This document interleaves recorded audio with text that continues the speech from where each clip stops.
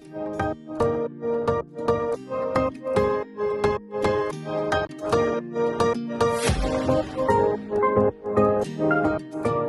my beautiful friends, it's Amanda here, and today we're talking about the Melt collaboration with Nightmare Before Christmas. I ended up ordering the entire collection. I was just gonna pick a few pieces, but it worked out that the price of the pieces I wanted was literally the exact same price as the discounted full collection bundle, so I just went for it because it was the same price, and you know, I couldn't resist this cute little makeup bag. You probably already know that I am a huge fall fan, a huge Halloween, spooky season, spoopy type of girl, and the Nightmare Before Christmas movie is well loved in my family. My son in particular has really grown to love the film, so it is something that we watch pretty frequently, and I just have a little extra special place in my heart because my son likes to watch it with me, so that's adorable. We're combining a lot of things that I enjoy: nostalgia, spooky season, makeup. I am here for all of it. I'm going to take you through all the details of this collection. The only thing you're not going to see in action are the eyeliners, but I really like this metallic one. I kind of want to use it as an eyeshadow base. Let me know if you're interested in seeing some follow-up videos with more looks, or maybe I can just incorporate this into a fun get ready with me later on down the line. But I am going to show you everything, close-ups, swatches, prices, all my thoughts along the way. I'm going to lip swatch both of the lipsticks. I actually had some surprising ups and downs with this one, so I don't want to keep you in suspense any longer. Let's start with the makeup bag first. First up, the Halloween Town makeup bag. This is retail priced at $35 US. It has a ton of details. The imagery depicts Jack Skellington's outfit on one side and then Sally's dress, her outfit, on the other side. This is a faux leather bag. It should wipe clean pretty easily, and the dimensions are 10 by 6 by 4. So if you can imagine, just slightly smaller than a sheet of printer paper. This has a zipper with really cute little zipper pull details. I wish that the handles were just a little tiny bit longer. I think that would make it more functional for me, but overall I feel like all of the detailing is really well done. I can tell that this is a high quality makeup bag, that it's going to travel well. I feel like it's going to hold up really well, and the inside is pretty functional. It has two different side pockets. So there's a mesh lined pocket on one side with just a simple zip that's like a flat mesh pocket, and then the other side is deeper, so that's going to be able to hold non-flat items, think like skincare bottles or foundation, stuff like that. This entire collection is incredibly detail driven. Even just look at the material used inside. It is dripping with Nightmare Before Christmas. I have my mirror stashed in here. We're going to look at the mirror next, but I just wanted you to see something inside of there so that you can get an idea of the depth. It's not incredibly deep, but it's definitely going to do the trick for a weekend makeup bag type of situation, or maybe like a toiletry bag. Next up is the Halloween Town mirror. This is $25 US retail priced, and this has a really cool translucent bright orange plastic that we're going to see in other parts of the collection as well. Little details on the mirror itself. This is not a sticker that peels off. The details are actually on the mirror, which I appreciate. And this is pretty substantial. I'll show you what the mirror looks like size-wise next to this little Huda Beauty mirror that is a very common handheld mirror size. You can see the Halloween Town one is thicker, bigger, just more substantial overall. Now we're going to look at the Digital Dust highlight from this collection. This one's called True Love Never Dies. It is very pricey when you see the level of attention to detail that is offered on this product. I think that price is going to make a little bit more sense, but $42 is expensive for a highlighter. I'm not trying to say that it's not. The compact has the same translucent orange plastic packaging that we saw on the hand mirror. And this, again, is just dripping with details. Even the sticker, the boxes, everything is fully branded. And just look at how stunning this highlighter is. I love the design that they chose to press into this powder highlighter. I think this is so cute. It's so beautiful. It's a work of art. If you follow me on Instagram, you already know that I am a sucker for these really gorgeous embossed looking powders like this. So I knew I was going to get this. There was no way that I was going to buy something from this collection and not splurge on this highlighter. I love the piece. I don't love the performance of this shade on me particularly. First of all, it's a little bit more sparkly and glittery than I tend to prefer. And I do think that the shade is just a little bit too deep and a little bit too warm for my personal complexion. I think it's going to look great on a lot of people. I think this would work better mixed in with a blush for me as like a blush topper instead of as a highlighter. I think you'll be able to see, especially when that reflection shifts, it has this very deep bronzy yellow type of cast on the top of my cheekbones, and I just don't think it's the right shade for me personally. I have no regrets. I love this piece as a collector's item. Certainly that might sound crazy to somebody else to buy makeup that you don't like the way that it looks on your face. And you know what? That is your right. But for me, this is not going to be a piece that I have to put on my cheeks every day.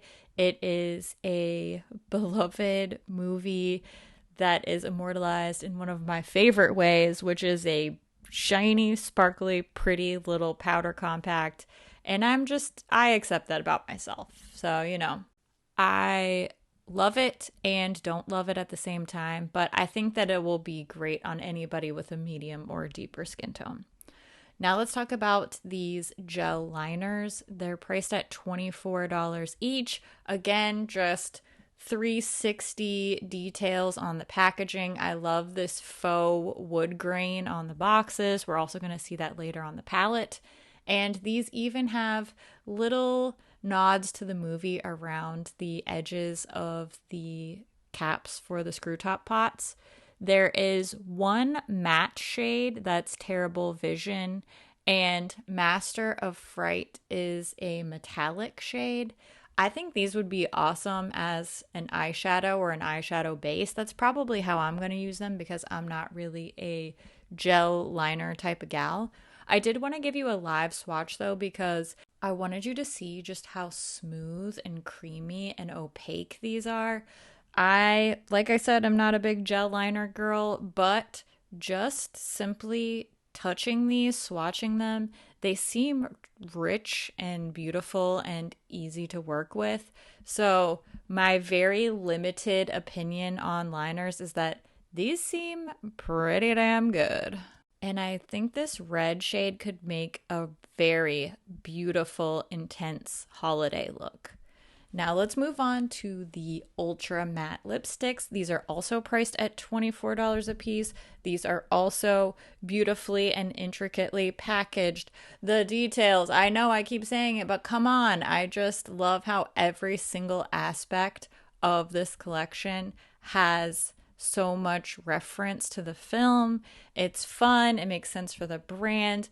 I don't see collaborations that are this well-rounded and make so much sense and are catering to both the audience of the brand and the audience of the film in such a lovely, well-rounded way. I'm very excited by this. The more that I look at and use these products, the more I'm convinced this is one of the better Disney collaborations that I've reviewed, and I've reviewed a lot, okay? I really think this one is well done and just really in the spirit of the movie.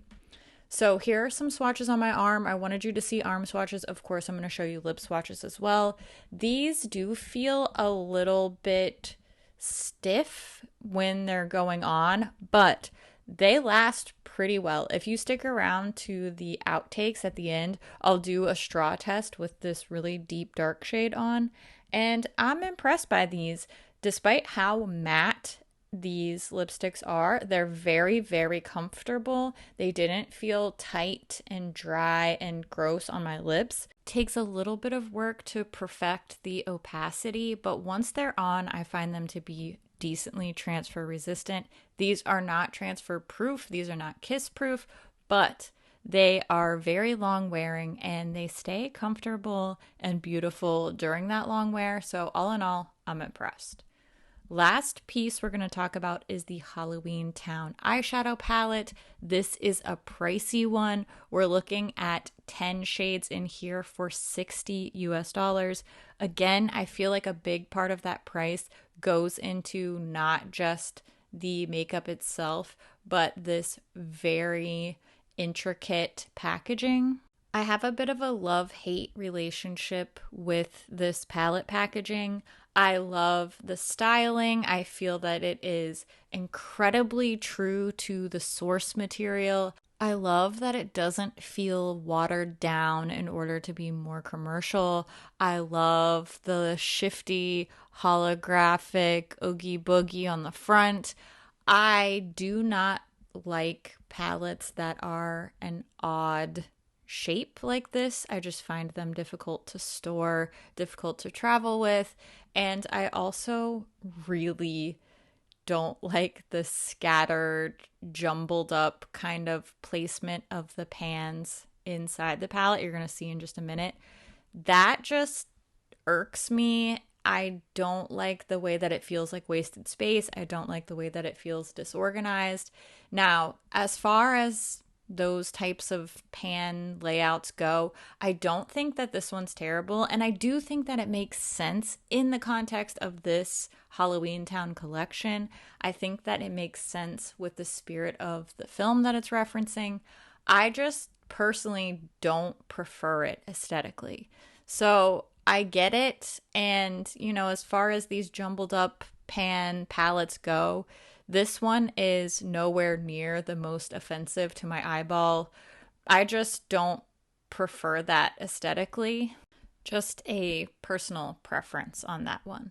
I do really like the colors that are chosen in here. I love that this is colorful and spooky ooky at the same time. I love that it's not inundated with black and white and gray, and like I said, I like that it's not watered down at all. I think this is fun and funky and vibrant the same way that the movie is.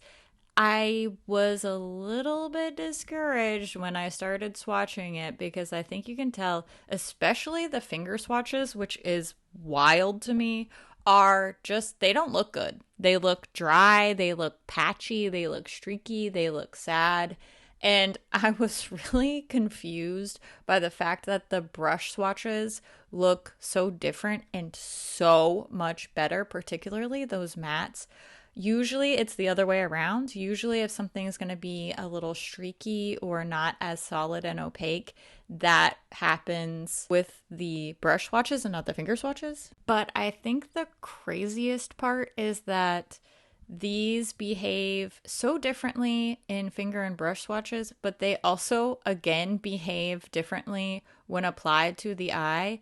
And I guess the takeaway is that the eye performance, actually applied on the eyelid performance, is the best of the three. And that's what really matters, I had a lot of highs and lows with this collection, especially this eyeshadow palette. I went from loving the packaging to kind of being irked by the shape and layout of the packaging to being a little bit disappointed in the swatches. Okay, a lot disappointed. I was a lot disappointed in the swatches. Then to being incredibly impressed with how they applied on the eye, how the colors blended together. Everything looks smooth and seamless, but everything retains its color without muddying up and disappearing. All in all, I would say the eyeshadow palette performance is incredible. Probably one of the better eyeshadow formulas that I've used recently. And I like the colors. I like the mix of finishes. At the end of the day, I am incredibly pleased with this palette. I like the performance. I like the colors. I had fun using it. I had fun photographing it. I had fun playing with it. The only thing I really didn't have fun with was swatching it and storing it. But as far as performance goes, I'm pleased. I'm happy with my $60 purchase on this palette, and I would definitely recommend it to anybody who feels like they're going to get use out of these colors, especially if you're a fan of the film. I think this one really does justice to the movie overall as a collaboration. Probably my most used items are going to be the palette and the lipsticks and maybe the hand mirror. I do tend to use a vanity top mirror and a hand mirror when I'm doing my makeup, especially if the palette I'm using doesn't have an awesome or large enough mirror. So those are my top picks. If I had to go back and narrow down, I would say the palette, lipsticks, and mirror are my personal top choices. However, I do love the highlighter. It's not the right shade for me. We were doing over that. But I love it. It's so pretty. I just want to stare at it. I want to take a million Instagram pictures of it. And if that makes me crazy, well, then I do not want to be sane. I think the gel liners are great if you are a gel liner type of person. Not something that I'm going to be dipping into very often or at all. But I think they're pretty. I'm sure they're nice. I'm just not really an expert as far as cream gel liner formulas go. So I will leave it at that. Lastly, the makeup bag. It's another one I have pros and cons. I think it's really, really cool. I can tell that it's well made. It feels sturdy and high quality and seems like the type of thing that would travel really well. I wish that it had slightly longer handles just for me, my own personal use. I do like something that's a little bit easier to carry and tote around. It would even be cool if it had little loops on the side where you could attach a crossbody chain and wear it as a purse. I think that would be really cool. Practicality wise, it's not my perfect match as far as travel makeup bags go. I do need something with just a little bit more space. I do prefer function over form, but as far as form goes, it's pretty darn cute. Overall, I really like this collection. I think it is a smash hit, very successful. It does justice to the movie and the brand that's creating the collaboration. This is such a well-matched pairing.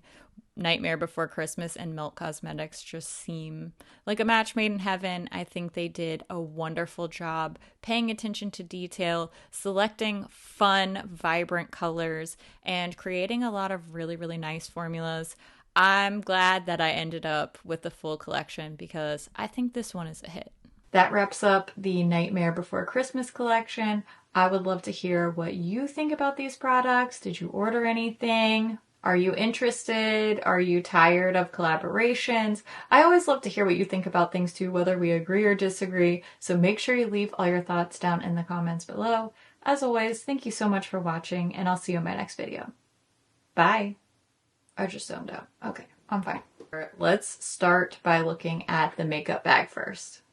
That's upside down. I love accessories. This lipstick is really cute. I like it better than the orange one, surprisingly. Especially with this look, because it's more on the cooler side. Can you tell I'm a fan? These are from my Etsy shop. Go check them out. Aren't they cute? Obviously. Nightmare Before... Every time I wear a really dark vampy lip like this, I end up loving it, and I wonder why I don't do it more often. I think it's just because it's not that practical. First of all, I snack a lot. I am a drink goblin, which means I have 2 to 3 beverages going at one time. So it would be a lot of touching up. It would be a lot of smudging. It would be a lot of, I forget that I need to maintain my lip color when I'm out in the world. So I think that's what it is. It's just a practicality maintenance issue. But I love the way it looks. For an event, you better believe it. The whole look is cute. I just keep looking in the mirror and being like, oh, who is she? Vampy lips, blue eyeshadow. Love that for me. Whew. Speaking of being a drink goblin, I'm thirsty. And I just refilled my water, but I left it over there. Come back. And when I say drink goblin, I mean gigantic drink goblin. I drink probably 5 of these a day. Let's do a straw test. Look, pretty decent. Not terrible transfer. And the lips themselves still look pretty good. Oh yeah. Got more that time. Oh well. Live and learn. Well, now that I've messed up my lipstick, I guess that is my cue to go. And I hope that you enjoyed it. Thanks for hanging out. You're cool and cute and awesome and witty and good at things. And I love your face. And I'll see you soon. Okay, bye. Bye-bye now. Bye.